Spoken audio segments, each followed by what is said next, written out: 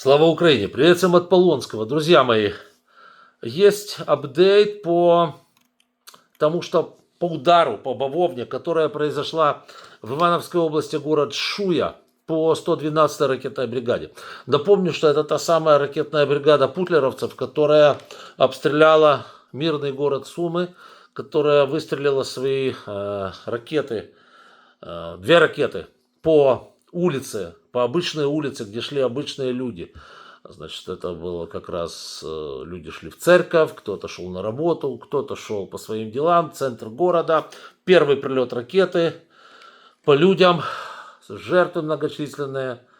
Собрались люди, кто, значит, спасал других, пришли спасатели, началась спасательная операция, прилетает вторая ракета. Все как всегда у путинских фашистов.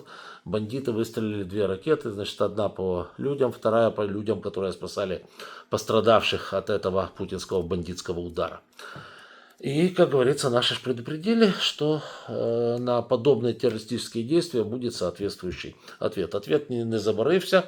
На следующий день прилетело по воинской части в Курской Народной Республике, где базировались эти бандиты, откуда, собственно говоря, и был налет. Ну а вслед за этим было два прилета по воинской части, откуда, собственно говоря, эти ракеты и происходят. То есть это Ивановская область, Шуя, и именно там у них, как говорится, homeland, это их база, откуда они совершают свои террористические выпады.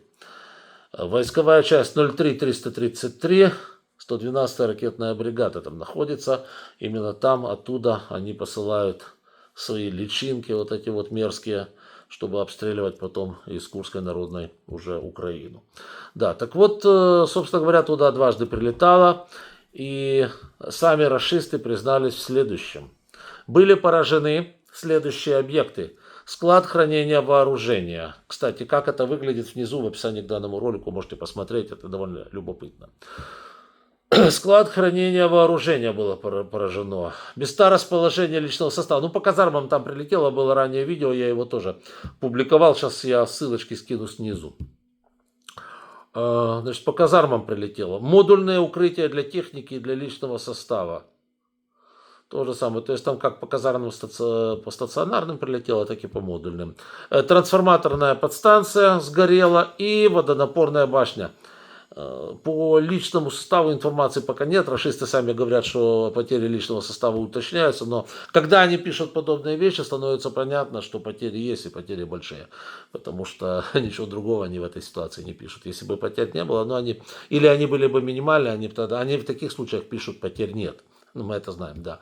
Когда пишется, что последствия атаки уточняются, ну, там уже все ясно, что прилетело очень нормально, и никто никакой личный состав не эвакуировал. Смотрите, они там находились, они считали, что они там находятся как у бога за пазухи, что ничего не произойдет. Это 700 или там 800, по-моему, километров от границы с Украиной, соответственно.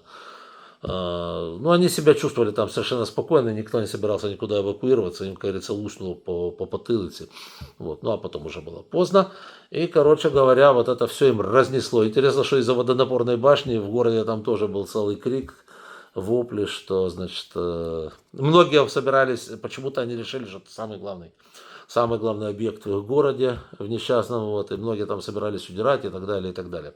Целая история была. Да, я снизу скинул ссылочки на то, чтобы вы могли это дело посмотреть. А пока что просто сообщаем, как говорится, для интересующихся, что ни одно преступление, совершенное в отношении мирных граждан Украины, не останется безнаказанным.